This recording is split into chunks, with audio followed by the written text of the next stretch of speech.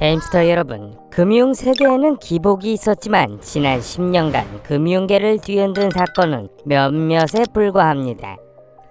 마치 미로에서 예상치 못한 막다른 골목에 부딪힌 햄스터처럼 모든 것이 멈췄습니다. 하지만 가장 무서운 사실은 누가 가장 큰 타격을 입을지 모른다는 점입니다. 또는 위기가 얼마나 오래 지속될지도 모른다는 거죠.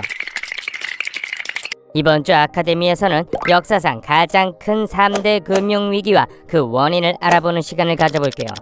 해바라기씨, 준비됐나요? 이야기를 시작하기 전에 금융위기, 즉 위기가 무엇인지부터 설명하는 것이 좋겠습니다.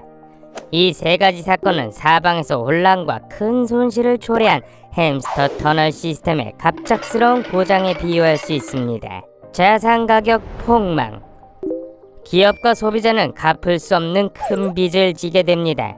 그리고 금융기관은 유동성 부족에 직면하게 됩니다. 따라서 이제 햄스터들은 금융위기를 떠올릴 때 종종 더 떨어질까봐 자산을 팔아치우는 투자자들의 패닉을 떠올리곤 합니다.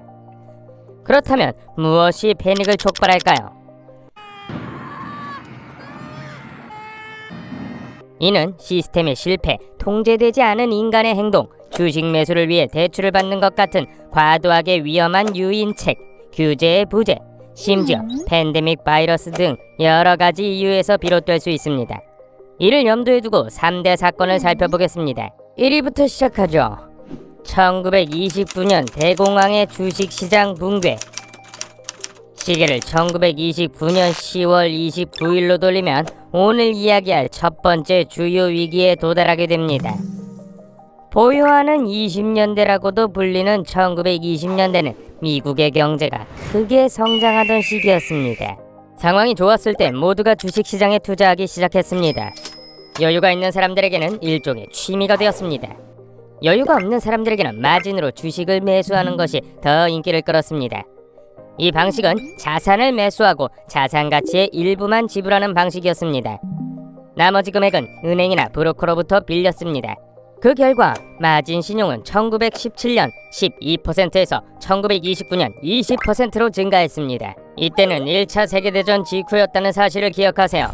지나친 낙관주의로 기업들은 좋은 분위기에 도박을 걸었고 그 결과 많은 산업에서 공급 과잉이 발생했습니다. 기업들은 주가가 높았기 때문에 더 많은 돈을 싸게 벌었고 자체 생산에 계속 투자할 수 있었습니다. 물론 그러다가 어느 시점에 제품이 지나치게 많아졌습니다. Stop it.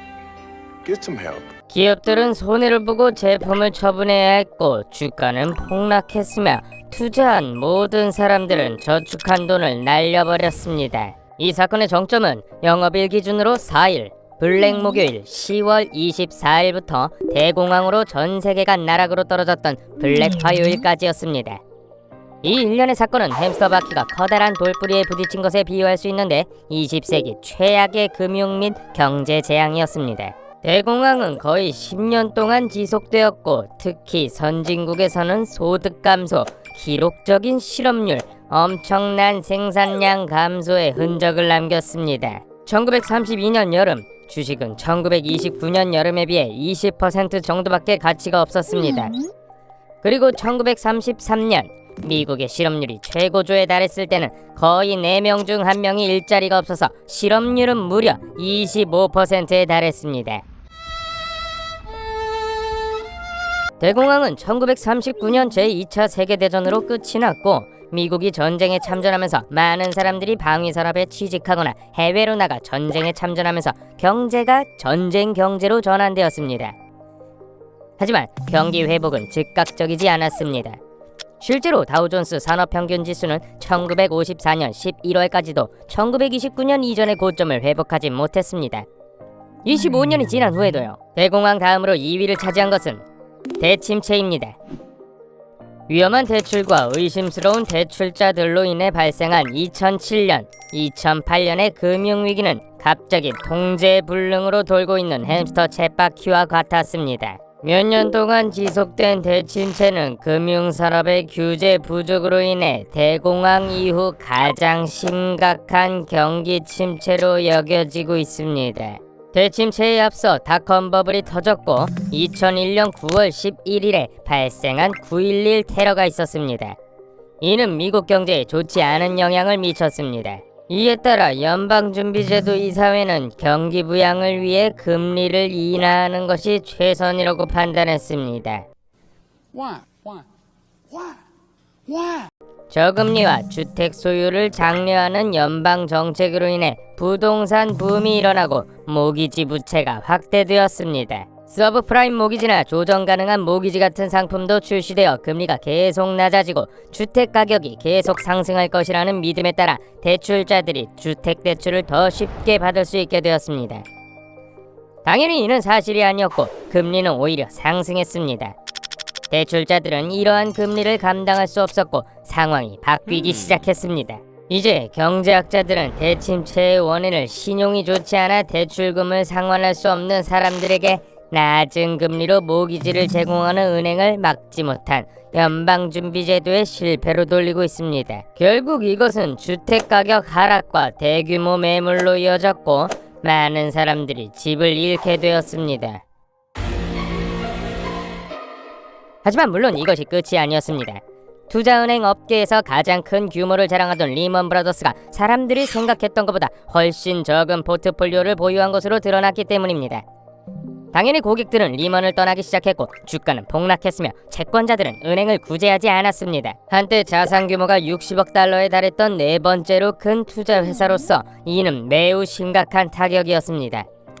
이에 따라 정부는 완전히 무너지는 것을 막기 위해 대규모 구제 금융을 실시해야 했습니다. 경제 회복은 거의 10년이 걸렸고 경제가 다시 일어서는데 어려움을 겪으면서 수백만 개의 일자리와 수십억 달러의 소득이 사라졌습니다. 코로나 팬데믹. 세 번째 사건은 햄스터 미러의 갑작스러운 벽에 비유할 수 있는 코로나 팬데믹으로 촉발된 경기 침체입니다. CD 하우 연구소에 따르면 팬데믹으로 인한 경기 침체는 2020년 3월부터 2021년까지 지속되었으며 대공황 이후 가장 짧지만 가장 깊은 경기 침체였습니다. 이 사태를 촉발한 것은 경증에서 중증도의 호흡기 질환을 유발하고 매우 쉽게 전파될 수 있는 빠르게 확산되는 바이러스였습니다. 각국은 국경을 닫고 시민들은 집에 머물러야 했고 모든 비즈니스는 문을 닫아야 했고 결국 경제가 휘청거렸습니다. 주식시장 성과에 대한 벤치마크인 S&P 500 지수는 2020년 2월과 3월 사이 무려 34%나 하락했습니다.